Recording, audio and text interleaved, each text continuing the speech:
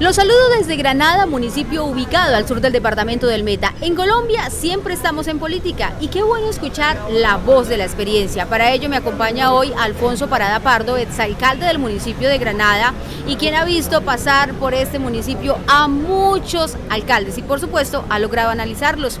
Don Alfonso, bienvenido nuevamente entre la gente. Gracias a usted, Liliana, a su servicio. Don Alfonso, ¿en qué año fue usted alcalde y cómo fue su elección? A ver, yo fui alcalde 2 veces, o he sido alcalde 2 veces. La primera es por nombramiento de Javier Sabogal Mojica y fui el último alcalde por decreto, en aquel tiempo que se nombraban por decretos. Y fui alcalde por elección popular 2 años después, o sea, yo le entregué a Pacheco, que fue el primer alcalde popular, y él me entregó a la segunda alcaldía popular. Bueno, ¿cómo fue su experiencia esa primera vez que fue elegido por decreto? La verdad fue que fue muy poco tiempo, no alcancé a estar creo que 6 meses. Pero, a ver, lo primero que yo tengo que decir, ahora que me hablan, me preguntan de estas cosas, es que yo quería ser alcalde. Y perdone que traiga a cuento algo, pero la vida es de ejemplos. En el año 84, organizamos el Festival de la Cosecha Llanera de esa época, que de acuerdo a algunas personas que todavía recuerdan de él, ha sido uno de los mejores que se ha organizado. Y en esa época trajimos a unas personas de Bogotá que fueron miembros del jurado calificador para escoger la niña que representó a Granada primero, y ellos mismos escogieron la reina del festival. Entre ellos estaba Lisandro Duque, que es director de cine. Él, al día siguiente de escoger la niña de Granada, que fue una de las niñas Prado, muy conocidas aquí en Granada, yo le pregunté a Lisandro que por qué lo habían escogido a ella, si eran 14 candidatas, a cual más de simpáticas por lo menos, no de bellas de pronto, pero sí de simpáticas. Y Lisandro me contestó algo que debe ser, me parece a mí, una norma de todos los seres humanos. Me digo, porque fue la única que nos demostró que quería ser reina. Entonces eso lo traigo a cuento para el asunto de la alcaldía. Es que yo quería ser alcalde. O sea, yo quería ser alcalde por servicio, porque hay que entender los diferentes intereses que se deben tener en la vida. Uno de los intereses es servir a los demás. Y la verdad no quiero ser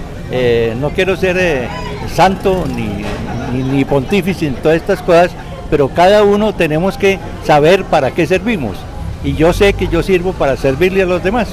En ese sentido dije, ¿por qué no le sirvo a mi ciudad? Y 2 años después, pues me lancé a la alcaldía sin el respaldo político de la época. Los señores electores de esa época, políticamente hablando, incluso estuvieron en contra de mi nombre al principio, pero yo insistí.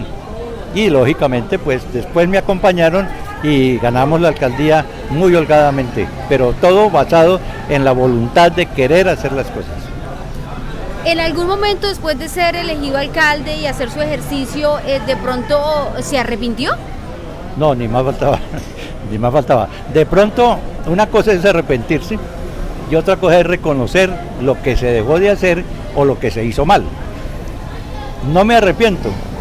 Dejé de hacer muchas cosas, porque en esa época recordemos que las alcaldías eran de 2 años no más, hoy son de 4, ya la cosa es muy diferente, pero en esa época eran 2 años, entonces se dejaron de hacer muchas cosas, y otras que hay que reconocer que las hice mal, ciertamente, yo aún más cometí tantos errores que me tengo que ser grato con muchas personas que me hicieron ver mis errores.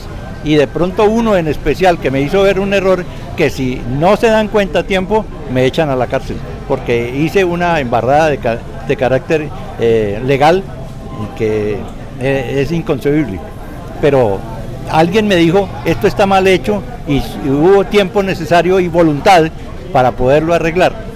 Pero fuera de eso, siempre, lógicamente, se cometen errores todos los días.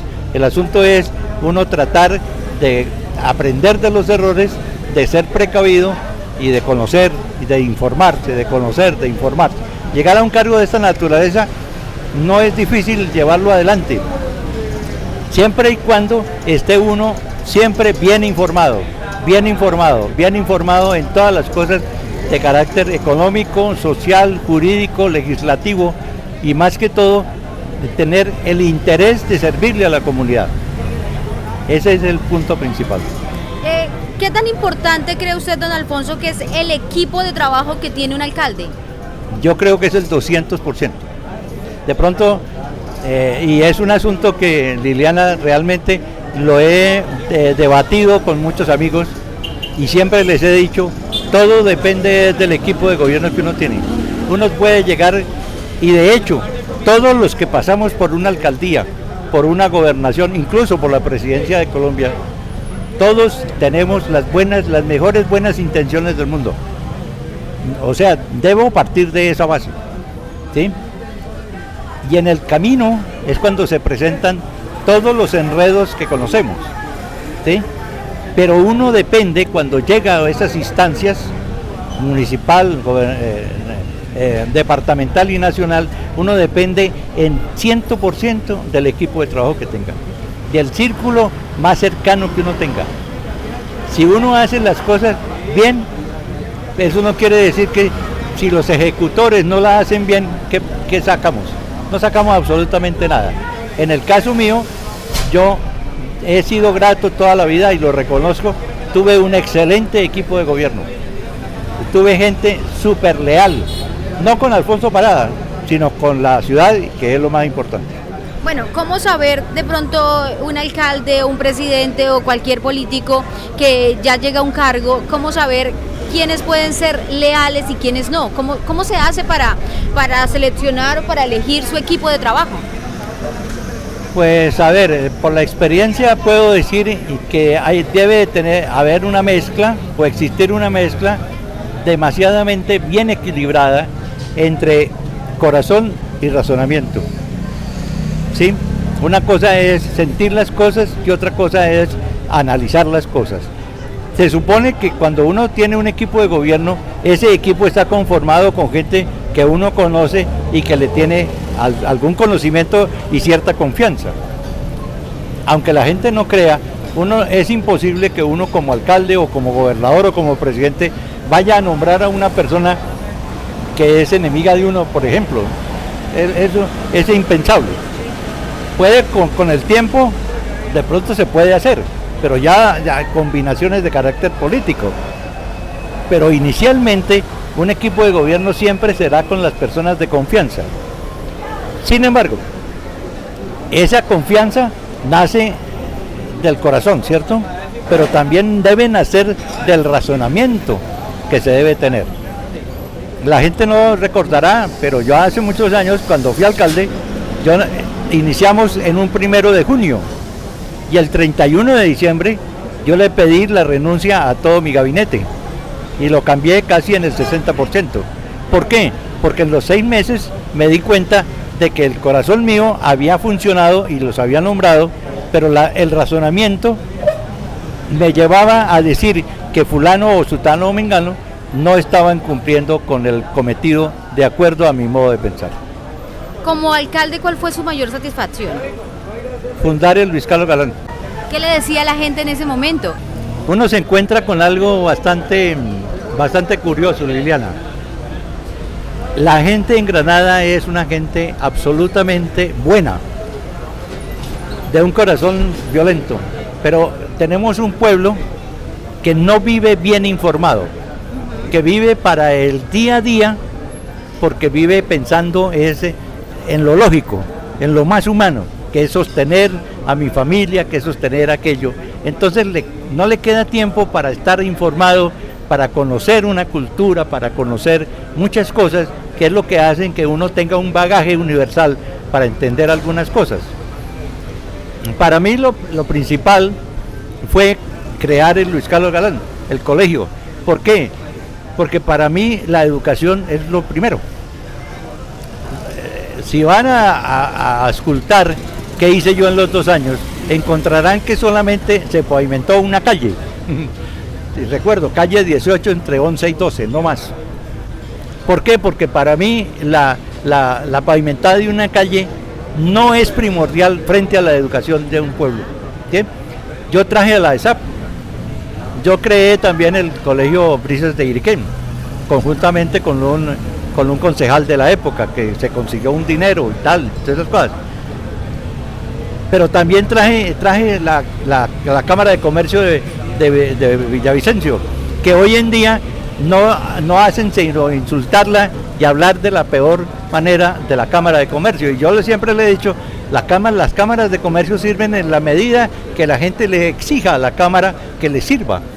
Las cámaras de comercio sirven para muchas cosas y son motores de desarrollo, ¿sí? Motores de económicos, pero eso no se ha entendido, como no se ha entendido y nunca se entendió por qué quise tener un colegio municipal, porque a la siguiente administración inmediatamente se lo entregaron al departamento y se quedó trunca lo que se quiso hacer, que es que Granada tenga una educación que sea propia, porque la educación en Colombia o en todas partes del mundo tiene que ser local.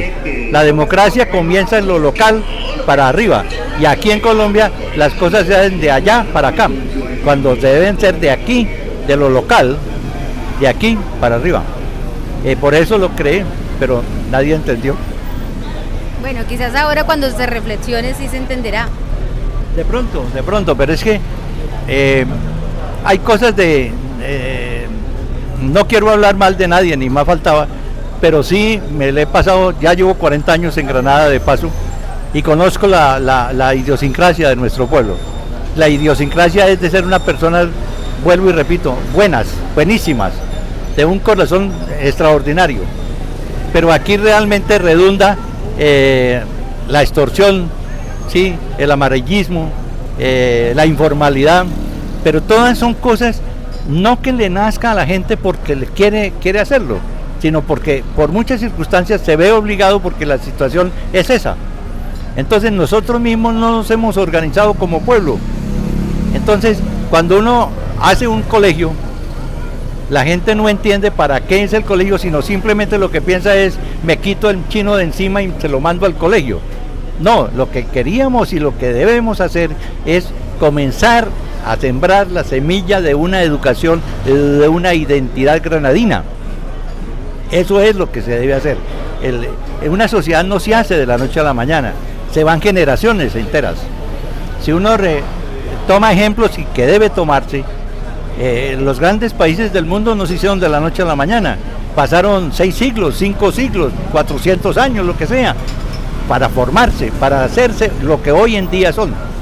Eso no lo tenemos porque desafortunadamente nuestro sistema económico, el sistema político, ¿sí? El sistema incluso social, hace que el colombiano viva del día a día, de la noche al día y del día a la noche, y ya rápido. Vive obligado de esto, vive siendo esclavo del tiempo, cuando no hacemos uso de lo que un filósofo italiano dice, que hay que usar la utilidad de lo inútil. ¿Qué es lo inútil? Por ejemplo, ser grato, dar las gracias. ¿Qué es ser inútil? ¿Qué es una cosa inútil? Dar un abrazo. En Granada no le gusta a la gente dar abrazos, ¿no? A la gente aquí no le gusta gratificar a la otra gente, de decirle, hombre, gracias por tal cosa. Se siente como que eso no debe hacer. Hay un asunto, en Granada las carreras tienen nombres. Hace muchos años el Consejo tiene un acuerdo que la carrera 13 es la carrera Jorge Eliezer Gaitán y Luis Carlos Riveros en la parte norte.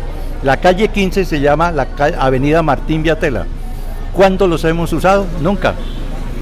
¿Por qué? Porque no somos gratos, porque a la gente no le interesa eso, porque no ve la importancia.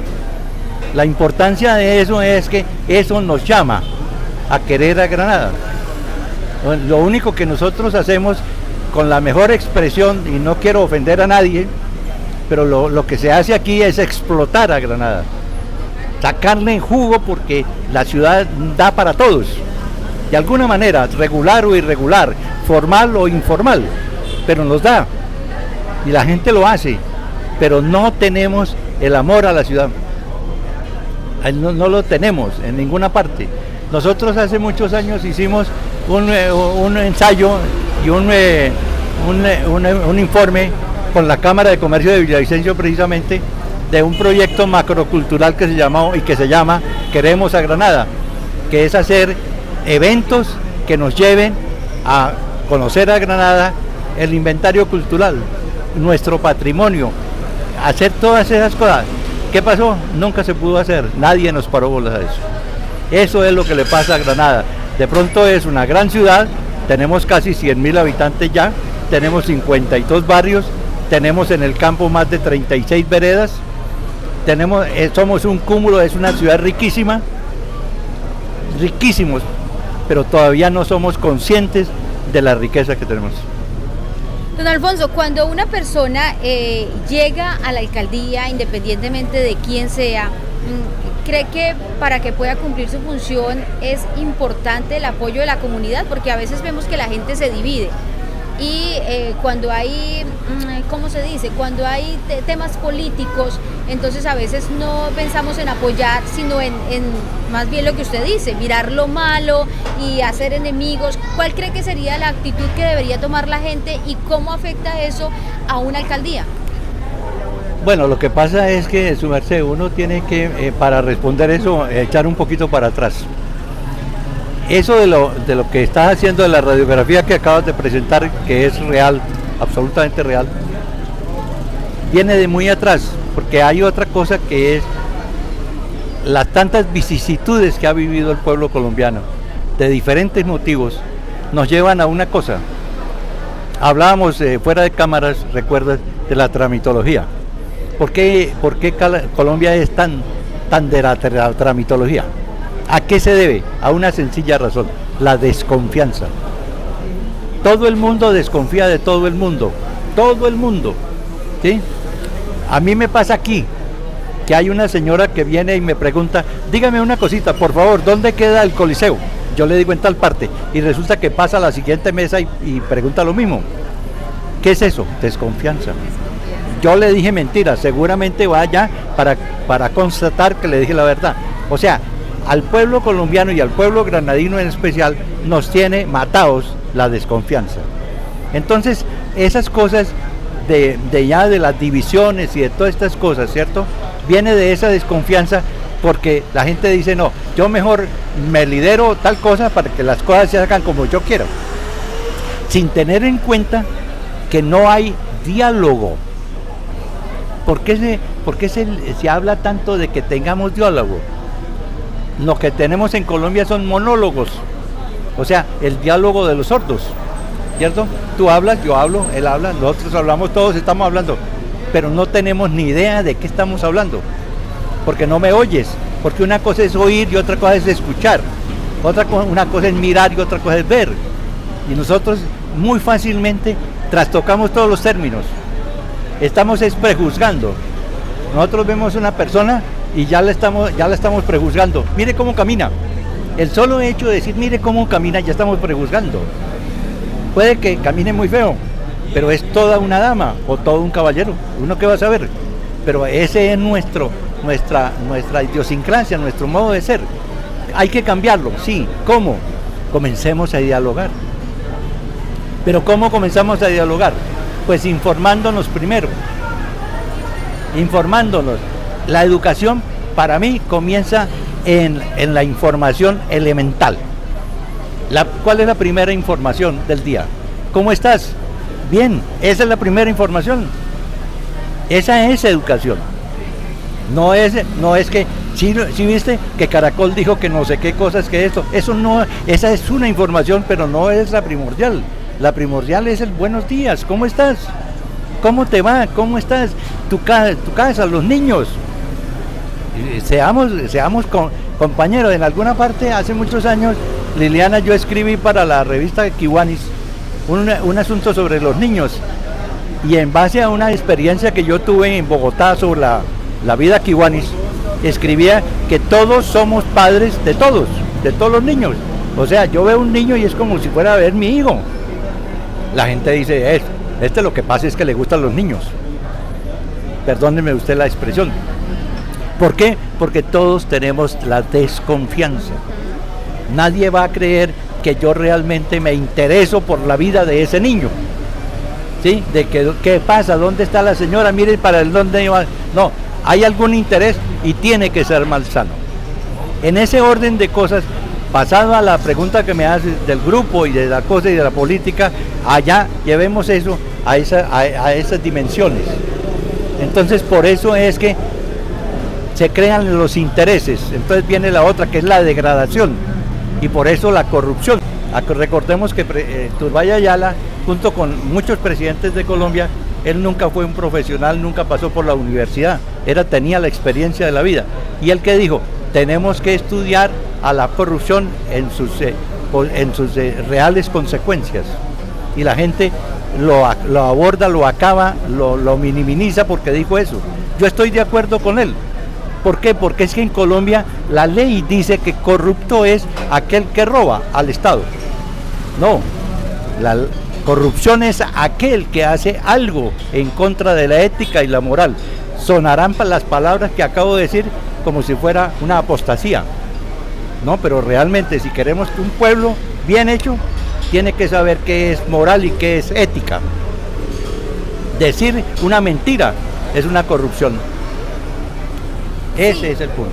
Precisamente acabo de pensar en eso, don Alfonso, porque la gente dice es que los alcaldes, los políticos son corruptos, pero ¿qué pasa cuando una persona, es decir, le pagan porque vote, así no vote por esa persona? Porque algunos dicen, reciba lo que le dé, pero vote por Efren, como se dice popularmente. Claro, ¿Esa persona está siendo corrupta? Claro, es que es la primera corrupción.